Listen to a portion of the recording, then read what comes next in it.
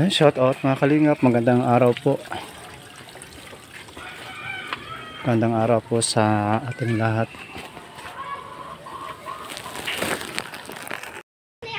Musta na? Baka nagpapaalis ka na ng bahay ah. Grabe na baga po ang tulo. Siya. Diyan na lang, Nay. Diyan na lang. Diyan na lang po. Kumusta na? Ano mo? Sige man. Papaalis ka na ng bahay mo ah. Oo, saka ang budget. Oo. Nagbabagal sa tatlo, kundi na yada sa iyo. Sino? Na tatlo nag-asate. Sinong tatlo? Kumbaga, ang tatlo, sagad na. Ayaw nagpunta dito? Okay lang naman. Wala mang problema. Sabihan mo. Kaya lang. Wala mo ka mo problema. Ganda nga yun para marami kang ano. Ano na daw baga po sana niyan? Papa. May gusto ka linisan. Ayan po mga kalingap. Ang Ayan po Ma'am Angie. Dala po natin kay Nanay Delia. 2,000 ang Maraming salamat po at muli po nating nabalikan si Nanay Delia. Kuya Redel. boy. Ito yung panting meron man dala. Ay, salamat po. Kumusta na, Nay? Kumusta na? Nagigilakit talakad na. Nakakalakad ka na uli. Dako, napagaw ko sa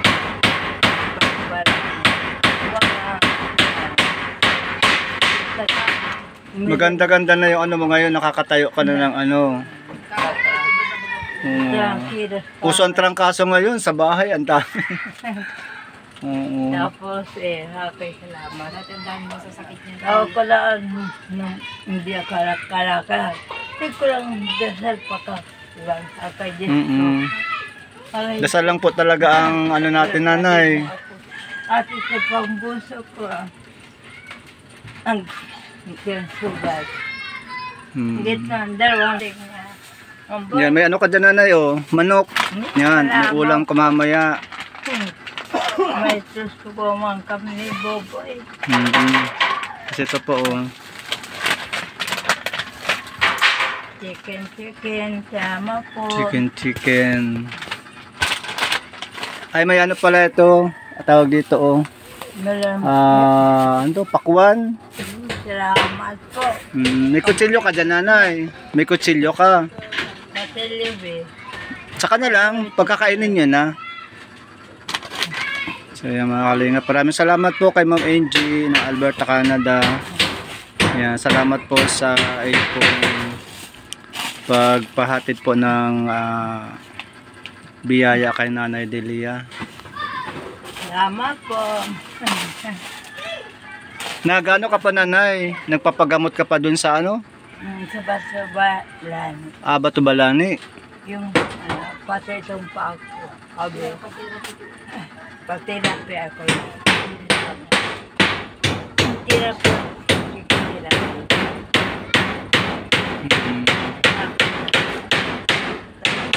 Kamot yan. Papalitan na yung bubong mo na, hindi na matulo. Pero kan basa bagaw sa amok.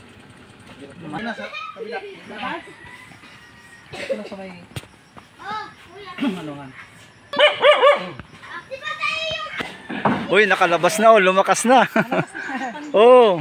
Pinagampatira po yan. Nagtaka nga ako yung dating nakahiga-higa. Oo nga. Ako, may Pagkakala tuloy-tuloy. Anong klaseng therapy ang ginagawa? Ano po yan? Ano lang? tira. Ang tawag, manumano yung patay lang din ang Kamay lang din. halos isang oras. Ano sa kanya. Dalawang oras Talagang yan. inaaraw na yung mga ugat-ugat. Ano ang nagte-therapy sa kanya? Babae, lalaki? Babae. Anak lang din ang nagagamit. Hanggang magkawag siya. Galing mo, nakakalakad ka na uli. Parang nag-improve yung kaiinom niya ng gamot nila. Kasi may gamot din sila. Ang dami yan Nag-iyak ito. Sabi ko, galing na yung kaya kami sabi ko. Tapos kami gamot ay iniinom. Parang wala na. Tapos dito nga sa kabilang ano, dami mo nag-comment. Bakit daw sa albularyo ko dinadala dapat daw sa ano? Sa doktor. Doktor ako, kundi habuti. So ito po yung mga kalingap, yung bahay, yung bubong ni Nanay Delia ay pinapalitan po ng bubong. So ano po yan, paggawa po yan ng anak po nila.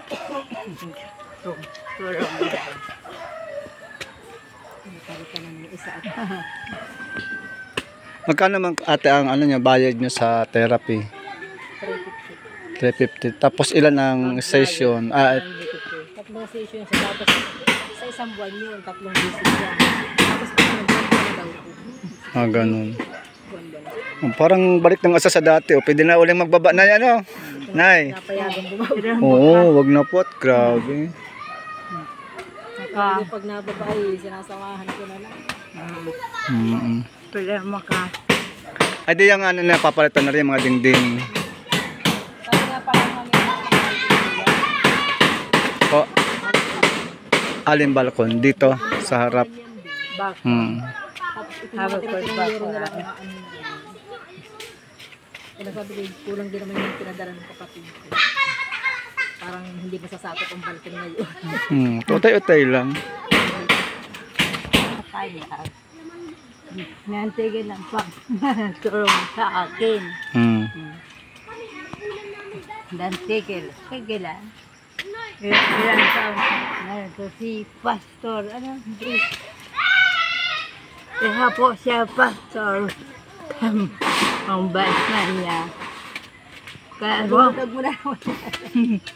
Tandaan na yan. Baka ano, maano ka dyan sa bato. Ano kasi yung tubig? ang tagal. Tagal na baka magsasasin. So yan po kay wildlife. Kung gusto nyo pong tumulong kay nanay, pwede naman. Hindi ko naman po yan ipagkakait. Maganda nga po yan, tulong-tulong tayo. Wala pong problema niyan sa akin. Maganda po yan. Ay nay, dalawa kaming magbablog sa iyo. No. Para gumanda na tong bahay mo. Ako ka. Yung kapatid ko, ikaw lang niya, si Baby, bahala dyan. Tayo sa bahay ni Mama. Ako na po, anawang ibang nag-aasik. Wala namang iba. Kaan. Isa nga nila, parang hindi ako nakakapag-ibig na. Makakalimutan ako yung sakit ng ulo ko. Halos hindi na ako makapag-ano niya. Ano na rin, almost 2 years ko na rin kumramdam. Yung sakit sa tapos yung sakit sa ulo. Pag nagkasaba, wala. Naga.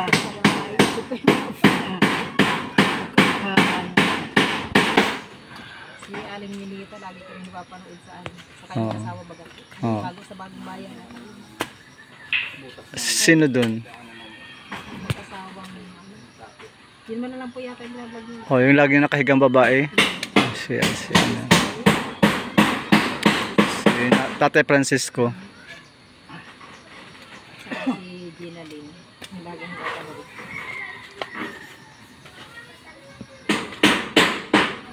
Saan kayo kumuha ng tubig dito? Tubig nila, tubig. Hindi naman na po ito, yung hugasan yun, doon ko na dinadala sa bahay. Bali, dinadala mo na nito, luto na. Lahat. Oo. Sinapit ako na lang yung panghugas. Pag nililigo ko, doon lang yun. Simula nung nakakalatad na naman siya, doon na naman sa bahay niya naligo. Yung... Nakakatupan ko ng panligo. Yun, si Bonso pa. Kakat. Oh, yero. Ay, kami. Yan po mga kalingap. Sila na po ang nagpagawa nung ano. Sila pong magkapatid. Gambag-ambagan mo. Oo. Kasi matagal na rin po ito. 3 taon na yata din ito.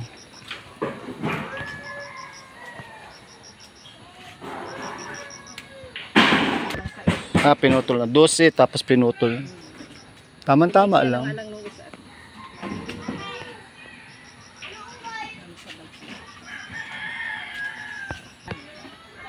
Hanggat nandito daw sila mama.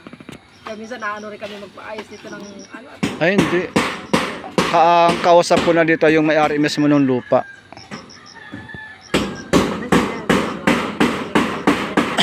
Palitan lang yan ang bubong, basta maayos ang lagay nila mama dito sa loob. Oo. Sabi ko, hindi rin ako makikita kung ganyan naman nila. Abot ka isang boy. Nakausap ko pa lang kayo nung nakaraang buwan. Kayo yung lagi ang ano sa akin. Kapag magbalan, ano, o pa, bigyan ng buko. Sabi Diyos.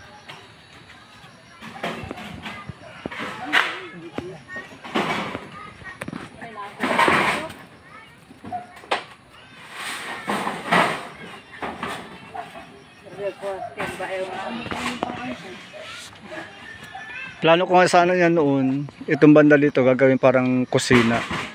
Dito ko ihilira yung ano. Kaya lang ay naan.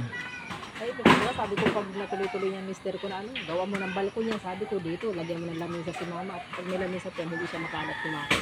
Hmm. Tapos sabi ko, lagyan na lang ang parang Oh. saka yung tubig, lagay ng mga galon. Saka lalagyan ko ng puglan. Ay, pati ko. Isang ano na, yung balkon, diretso kasi na. Siya at sila na lang naman dalawa. Saka pinakain ko yung safety na doon sa loob.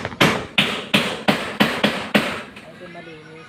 Pag ganyan ka, papandi, araw-araw ko niya nagbabaldiyo. Oo, yun din yung ano ko noon. Pagbabaldiyo ko niya, pagkatanghali na naman, So ito na mo yun na nasira agad sa gawa ng inaabot siya ng tubig. lalo pag maulan, grabe. Kaya yung tigli dito kay mama. Pati pa dyan. Balik.